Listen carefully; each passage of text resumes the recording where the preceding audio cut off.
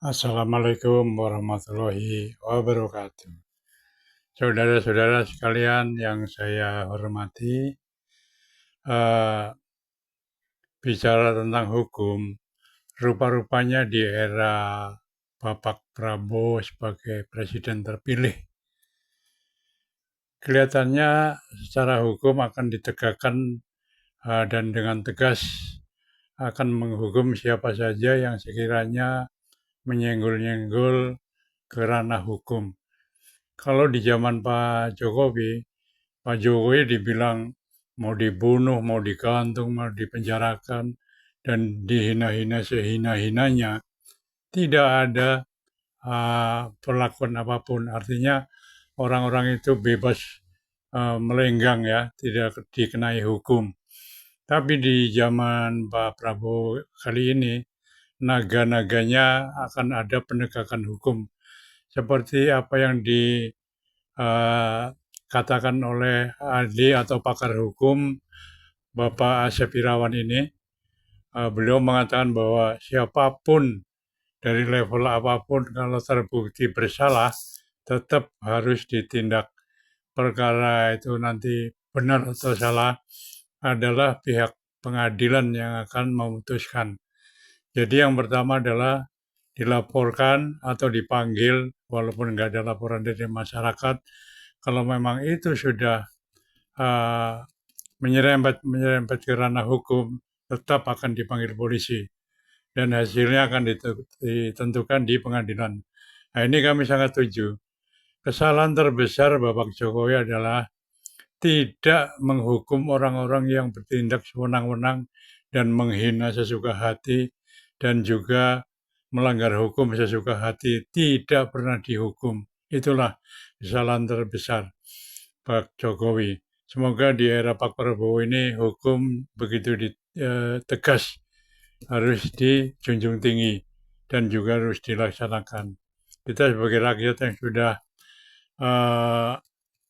taat kepada negara harusnya mendapatkan perlindungan hukum dari negara. Dan orang yang jahat harus ditindak. Demikian, ayo kita saksikan video berikut ini. Upaya pengancaman terhadap presiden ini, kalau kita bicara pasal makar, ini namanya sudah mengancam salah satu lambang negara, begitu ya Kang Asep? Bunuh Jokowi, siap kita bunuh Jokowi, masukkan dia dalam penjara. Ketika orang melakukan perbuatan hukum harus dihukum. Bahkan kan kearifan lokal mengajarkan, ya maaf, di kampung kami ada ku omong, goreng ku omong, titik tindak duduga peryoga kudu wiwaha, ulah lepas di wiwaha. Artinya ada sopan santun artinya berkata kepada orang tua, apalagi kepada kepala negara, kepada sesama, kan tidak boleh lu gua gorok, lu gua bunuh. Lah apa-apaan ini? Kan nggak boleh. Saya punya bini aja kita bunuh nggak boleh, itu jelas hak dia diserahkan oleh orang tuanya kepada saya bunuh. Apalagi kepala negara mau dibunuh. Udah tua, nafas hampir putus, harusnya memberikan sesuatu yang baik kepada orang lain, bukan contoh-contoh seperti itu. Benar, ayo bunuh, ayo hajar. Nah, itu harus diperiksa. Siap kita menerima surga dari Allah, siap kita mati syahid. Ya, bakar ada pasal 88 namanya permufakatan jahat. Itu dua orang atau lebih melakukan perbuatan itu. Jadi kalau itu dilakukan, satu misalkan teriak-teriak, satu setuju, ya ikut ngomporin lah, bagian apa hore-hore, ya ikut serta, kenapa enggak? Artinya dia kena pasal yang sama? Iya, makanya kan tadi saya katakan, niat maksud itu dilaksanakan dengan seruan itu kepada publik halayak ramai. Nah kalau ini dibiarkan, bahasa Sunda aja saya katakan tuman, jadi kebiasaan, itu harus ditindak. Saya baru saja dikirimi sebuah video yang beredar viral yang menampilkan mantan caleg DPRD DKI Jakarta dari Partai Umat, Nurdiati Akmal. Janganlah ngomong ibadah isi bedebah. Kan apalagi politisi itu negarawan, ya. Negarawan itu harus beradab, bukan biadab. Bunuh Jokowi, siap kita bunuh Jokowi, masukkan dia dalam penjara dan seumur hidup biar dia dihinakan oleh Allah Subhanahu wa taala. Kang Asep, kalau tadi pertanyaan saya gini, ada yang mungkin mengerti ini akan berpotensi untuk menjebloskan dia ke penjara dan ancamannya serius. Ada yang mungkin tidak mengerti sejauh mana sih sebetulnya koridor ini untuk membatasi masyarakat. Orang sederhana, ada asas fiksi. Jadi ketika undang-undang diundangkan, apalagi undang bekas Belanda, bekas Prancis, dianggap tahu. Jadi jangan alasan spontan, tidak tahu. Hukum tidak mengenal, tidak tahu, tidak mengerti. Apalagi sekali lagi, makanya kan kalimat di makar itu ya, makar itu ada karena ada niat atau maksud, ya. Ada tindakan permulaan. Jadi setiap kali punya niat, punya maksud. Bahasa hukumnya itu kesengajaan, willen and witten. Dia mengetahui dan dia menghendaki. Pidana loh. Nah sekarang tadi kata menarik, tidak teredukasi, bukan soal teredukasi. Siapapun sekali lagi ya, ketika orang melakukan perbuatan hukum harus dihukum. Bahkan kan kearifan lokal mengajarkan, ya maaf, di kampung kami, hade ku omong, goreng ku omong, titi tindak duduga peryoga kudu wiwaha, ulah lepas di wiwaha. Artinya ada sopan santun. Sopan santun artinya berkata kepada orang tua, apalagi kepada kepala negara, kepada sesama, kan tidak boleh. Lu gua gorok, lu gua bunuh. Lah, apa-apaan ini? Kan nggak boleh.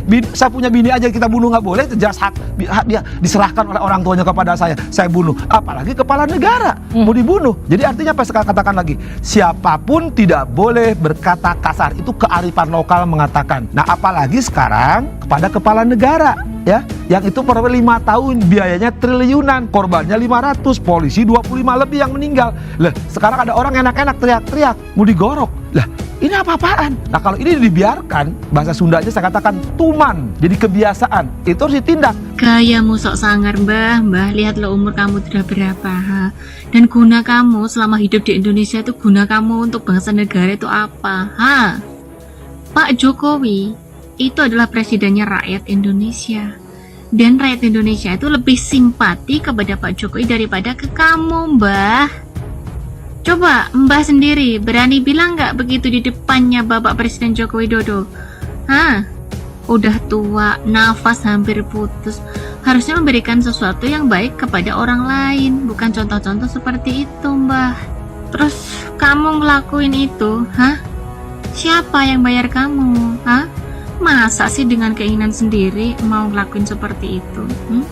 Siapa yang bayar kamu untuk buat huru-hara di Indonesia? Mbah. Ketika ada orang melanggar hukum 104, 107, ya udah jadikan tersangka. Proses soal benar atau salah nanti pengadilan yang membuktikan kan. Silakan. Nggak puas ada pra peradilan. Walaupun saya tidak setuju penetapan tersangka objek pra peradilan kan. Nah, tapi sekali lagi ketika orang menyatakan tersangka hormati hukum, kan ada Miranda Rule. Ketika orang menyatakan tersangka oleh polisi, dia setiap saat dan setiap pemeriksaan wajib, apalagi hukumannya di atas 5 tahun, didampingi penasihat hukum. Silakan ribuan penasihat hukum boleh kok dampingi yang bersangkutan, haknya dia. Makanya saya bilang katakan nanti polisi, misalkan sekarang kan judulnya kriminalisasi dan sebagainya, politisasi. Oke lah anggap sekarang itu. Kan ada penasihat hukumnya, silakan. Karena itu dibolehkan, itu ajas ya. Silakan, KUHP mengatur pasal 54 itu Miranda Rule. Sering saya katakan, oke lah sekarang janganlah ngomong ibadah isi berdebah. Kan apalagi politisi itu negarawan, ya. Negarawan itu harus beradab, bukan biadab. Astagfirullahaladzim.